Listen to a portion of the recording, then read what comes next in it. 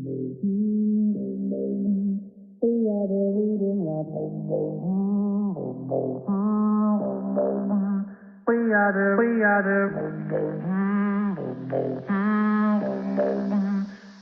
the rhythm that we are the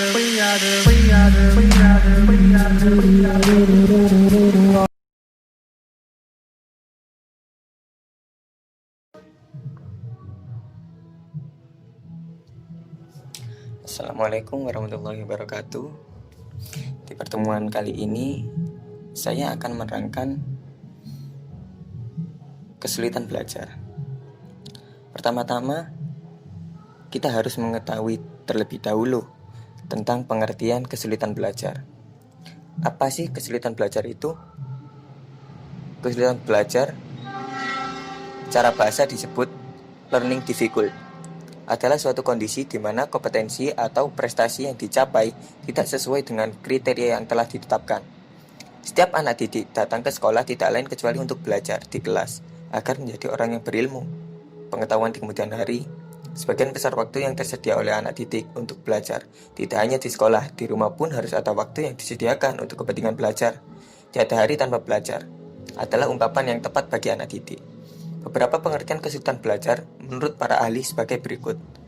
Pertama, menurut Lyon, konsep learning disability fokus pada kesenjangan antara prestasi akademik dan kapasitas kemampuan belajar anak. Contohnya, pada anak dengan kesulitan membaca juga akan mengalami gangguan pemusatan perhatian pada tingkat tertentu. Individu dengan learning disability memiliki intelijensi umum rata-rata dan bahkan di atas rata-rata. Yang kedua, Samuel Crick menyatakan learning disability memiliki banyak jenis yang digunakan untuk mendeskripsikan siswa dengan intelijensi normal, namun memiliki masalah dalam belajar.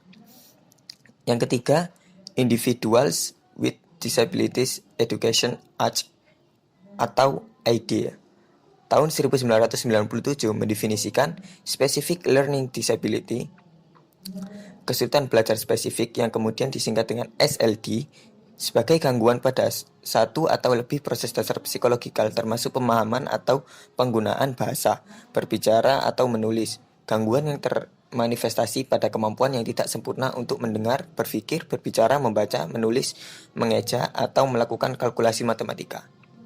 Yang keempat, The National Joint Committee for Learning Disabilities, yang disingkat NGCLD, mendefinisikan pengertian kesulitan belajar sebagai istilah umum terkait dengan sekelompok variasi atau berbagai gangguan. Heterogenitas gangguan ini dimanifestasikan pada kesulitan yang signifikan dalam menggunakan dan memperoleh berbagai kemampuan, seperti mendengar, berbicara, membaca, menulis, atau matematika. Kesulitan yang dialami merupakan gangguan proses psikologikal dasar yang bersifat internal, dikarenakan tidak kemampuannya fungsi sistem saraf pusat atau otak dan berlangsung sepanjang rentan kehidupan. Yang kedua, saya akan membahas tentang faktor-faktor penyebab kesulitan belajar. Dalam belajar tidaklah selalu berhasil, tetapi seringkali hal-hal yang mengakibatkan kegagalan atau adanya gangguan yang menghambat kemajuan belajar.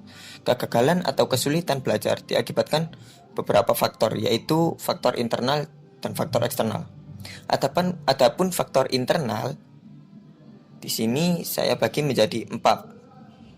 Yang pertama yaitu faktor intelijensi, di mana intelijensi ini dapat mempengaruhi kesulitan belajar seseorang anak.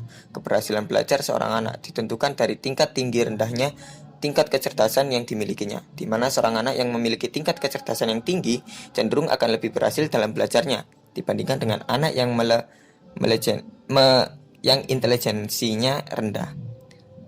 Yang kedua, faktor minat, di mana faktor minat dalam belajar sangat penting. Hasil belajar akan lebih optimal bila disertai dengan minat. Dengan adanya minat, mendorong ke arah keberhasilan. Anak yang berminat terhadap suatu pelajaran akan lebih mudah untuk mempelajarinya.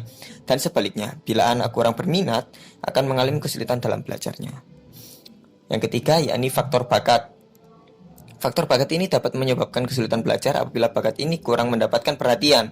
Bakat setiap orang berbeda-beda. Seringkali orang tua tidak memperhatikan bakat dari anaknya, dan sering juga anak diarahkan sesuai dengan kemauan dari orang tuanya. Yang keempat yakni faktor kepribadian. Faktor kepribadian dapat menyebabkan kesulitan belajar jika tidak memperhatikan fase-fase perkembangan seorang. Fase perkembangan kepribadian seorang tidak selalu sama. Fase pembentuk kepribadian atau beberapa fase yang harus dilalui. Seorang anak yang belum mencapai suatu fase tertentu mengalami kesulitan dalam berbagai hal, termasuk dalam hal belajar.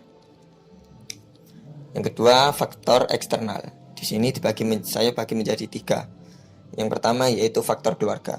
Peranan orang tua sebagai tempat utama dan pertama di dalam pembinaan dan pengembangan potensi anak-anaknya. Namun tidak semua orang tua mampu melaksanakan dengan penuh tanggung jawab. Dalam faktor keluarga, kesulitan belajar anak dipengaruhi oleh sikap orang tua yang mengucilkan anaknya, tidak mempercayai atau mengetahui kemampuan anaknya, sifat kepribadiannya, minat, bakatnya, dan banyak sekali anak yang mengalami kesulitan belajar karena faktor broken home, perceraian, percecokan antar kedua orang tuanya, dan keadaan ekonomi orang tua yang lemah. Yang kedua, yakni faktor lingkungan sekolah, di mana sekolah sebagai lembaga pendidikan formal setelah keluarga dapat menjadi masalah kesulitan belajar siswa.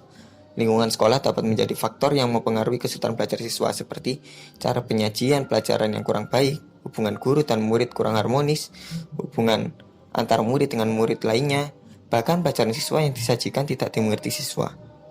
Yang ketiga yakni faktor lingkungan masyarakat, di mana peran masyarakat sangat mempengaruhi individu dalam belajar. Setiap pola masyarakat yang mungkin menyimpang dengan cara belajar di sekolah akan sekali menyerap ke diri individu, karena ilmu yang didapat dari pengalamannya bergaul dengan masyarakat akan lebih mudah diserap oleh individu daripada pengalaman belajarnya di sekolah. Jadi, peran masyarakat akan dapat merubah tingkah laku individu dalam proses belajar. Yang ketiga yakni jenis-jenis kesulitan belajar. Kita akan kenali jenis-jenis kesulitan belajar. Yang pertama yakni learning disability. Di antara faktor-faktor yang dapat dipandang sebagai faktor khusus ini ialah sindrom psikologis berupa learning disability syndrome, yang berarti satuan gejala yang muncul sebagai indikator adanya keabnormalan psikis. Di sini saya bagi menjadi 3, yakni disleksia, yaitu ketidakmampuan belajar membaca. Yang kedua yakni disgrafia, yakni ketidakmampuan belajar menulis. Yang ketiga diskalkulia, yakni ketidakmampuan belajar matematika. Adapun jenis-jenis kesulitan belajar yang lain yaitu underachiever, yang menurut Trim yakni ketika siswa tidak menampilkan potensinya maka ia termasuk underachiever. Underachiever adalah kinerja yang secara signifikan berada di bawah potensinya. Juga, underachiever adalah mereka yang prestasinya ternyata lebih rendah dari apa yang diperkirakan berdasarkan hasil tes kemampuan belajarnya. Adapun penyebab underachiever adalah disebabkan karena ketidakmampuan untuk melakukan sesuatu dengan lebih baik, tetapi karena pilihan-pilihan yang dilakukan dengan sadar atau tidak sadar. Dan yang ketiga yakni slow learner.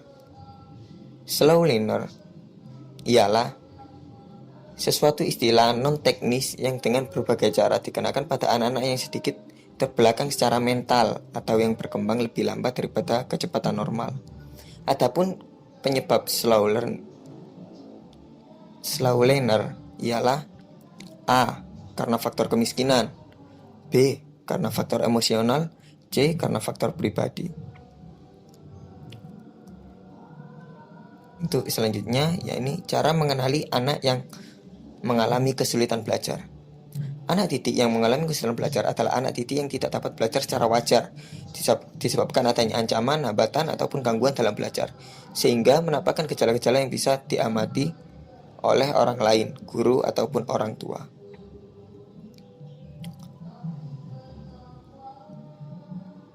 Untuk yang selanjutnya yakni pemecahan masalah dalam kesulitan belajar. Adapun pemecahan masalah dalam kesulitan belajar anak sangat tergantung pada keberhasilan menentukan penyebab kesulitan belajar tersebut. Untuk itu perlu diadakan bimbingan belajar pada siswa yang mengalami masalah kesulitan belajar. Tindakan-tindakan untuk mengatasi kesulitan belajar antara lain adalah 1. Para pendidik terutama orang tua dan para guru supaya memberikan perhatian yang cukup kepada anak didiknya. Yang kedua, para guru bila mengetahui siswanya tidak dapat mengikuti pelajaran di sekolah, segera memberitahukan kepada orang tua, dan lain-lain. Sekian dari saya. Kesimpulannya, kesulitan belajar kepada peserta didik dengan tidak memandang kemampuan intelijensi yang dimiliki peserta didik. Banyak peserta didik yang dengan intelijensi rendah dapat meraih prestasi belajar yang tinggi, melebihi kepandaian peserta didik dengan intelijensi yang tinggi. Tetapi juga tidak dapat disangka bahwa intelijensi yang tinggi memberi peluang yang besar bagi peserta didik untuk meraih prestasi belajar yang tinggi. Oleh karena itu, selain faktor rutinitas belajar, juga dapat mempengaruhi penyebab kesulitan belajar. Wassalamualaikum warahmatullahi wabarakatuh.